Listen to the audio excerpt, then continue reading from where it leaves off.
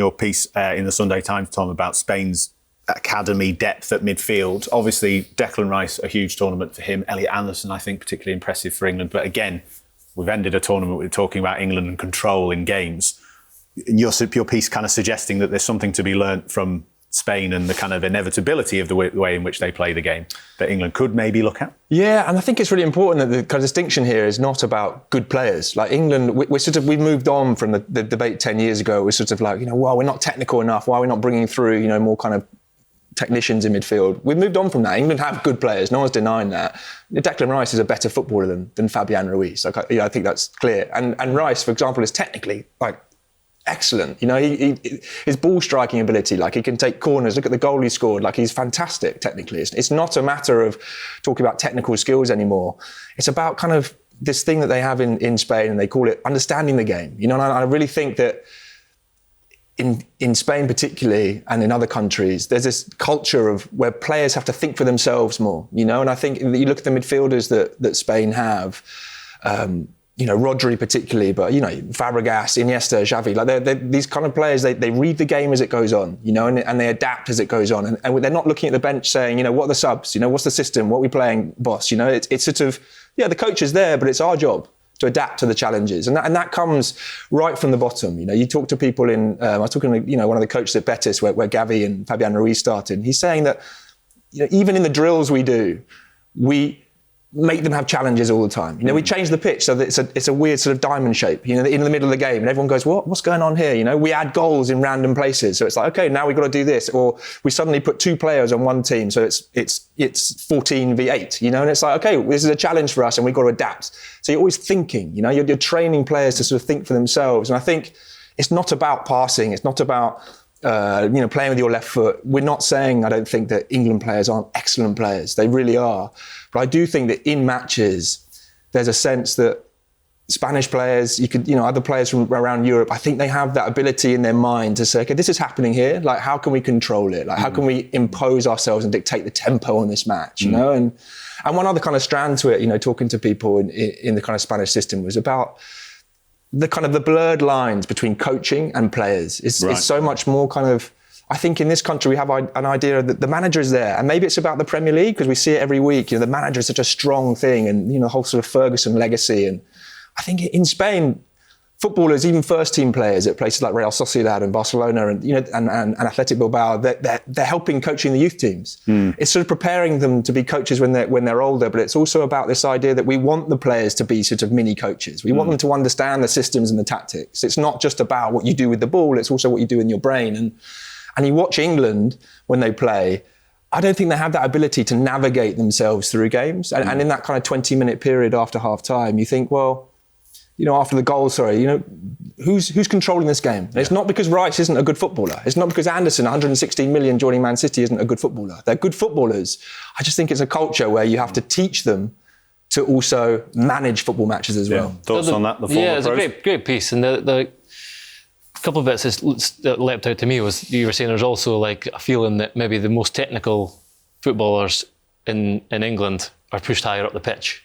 Right. Whereas, and there's also the different sort of names for the position we call it a defensive midfielder, a holding midfielder, and it's like the controller or the pivot in Spain. And so there's just a different attitude to what that player should represent. And that's what we're talking about, really. The player at the heart of the pitch, a kind of controller. I've kind of, that's been the conversation over the last few days. I'm still also slightly hesitant about what England should be aspiring to. I don't think England should aspire to be in Spain. You spent so long trying to look around at everyone else and see try and take the best from different nations and develop your own sort of. What do you think? What do you think it is though? Is there a team that you're like, that should be it? I know that's an impossible question, but is there a team that come to mind, in a Premier League team? Well, Tuchel said, let's play like the Premier League. Yeah. And I sort of agree with Gregor. I'm split on this. England should play like England, and they should think, what are our strengths, and let's do that. They can't play like Spain because Spain is Spain. It's a cultural thing. But I also wonder, can you win a World Cup playing like the Premier League? given the fatigue, given the sort of the heat that's often the case, the conditions, given it's the end of the season, given that in these kind of tight knockout matches we've seen again and again and again, you don't win by playing basketball and playing high pressing. You win by controlling the game. And so I wonder, like, does the Premier League style, does that actually win you World Cups? Like, I don't know. Yeah. See, I'd add on to that. I think that, especially with all the international teams I've played against in my career, and Spain were one of them. We actually beat Spain in Dublin on 1-0 when they had Michel in midfield. And I've always felt they identified the guy that's really important to their team. And it could be a Rodri, it could be a Zidane, you know, in all different positions that ultimately make the team really click and work, but in their way. It doesn't have to be, well, you have to have the best Rodri in the world just to win the World Cup. You might have the best other position that you know can make a difference in games. And I think a lot of foreign nations do that very well. But it'd be an enormous cultural reset, because it's not just about the footballing culture, it'd be about supporters. Because Greg, if England pass the ball around a bit at the back in Wembley, you see paper aeroplanes flying around. People don't want to watch Spain in England. They don't. You see, as we were talking earlier, there's a constitution of supporters in this country who don't like watching Man City under Pep Guardiola. So to turn England into that, I also think it's partly about bravery too. It's not necessarily. Tom's right. It's not about skill set. It's about players like someone like Elliot Anderson could do that job, but the people have looked at him throughout his career, and when he got into the Newcastle team, it was wide left as on a front three, or because he's got such a good engine and physicality, he's an 8, he's an all action number 8.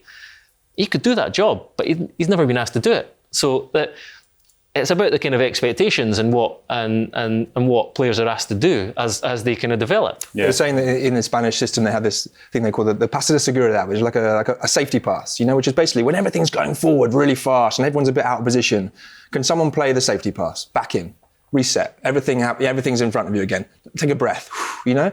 In England, it's that thing, isn't it, where you have a counter-attack and the winger decides to turn back and keep it, and everyone goes, you know? It's like, why have you done that? Take him on, you know, because that's the culture. Forwards! We want forward, we want fast. And you know what? That makes the Premier League what it is. There'll be a lot of people who say, I do not want the Premier League to be like La Liga. I think that's entirely But is there a fair. middle ground there, Tom, somewhere along the line that you can have that, but also do the other thing? I guess that's the golden ticket, right? The balance, That's to me the standout, because you can't do everything that's so obvious. I mean, saying that, Argentina took 4 short corners on the spin against England, and one of them eventually worked. Yeah. But doing the same thing, I just think it's that mentality of the player that goes on the pitch and can do one or the other at times. They're the truly great players for teams. Yeah, so what we're saying is 70% England, 30% Spain. We'll get there in the end. Take 5% Argentina too. Keeps doing it. I thought you were going to say 5% Scotland for a minute there. Oh, no, we don't want to be a part of that. But that, listeners, is exactly the kind of deep-thinking football debate we like to have on the Game podcast. Regular listeners are used to it. If we have got some new listeners from this World Cup, we hope you've enjoyed it. We will be back with that kind of big thinking football analysis regularly throughout the season, Mondays and Thursdays, and me and Gregor Robertson try to apply that theory to the Football League every fortnight as well.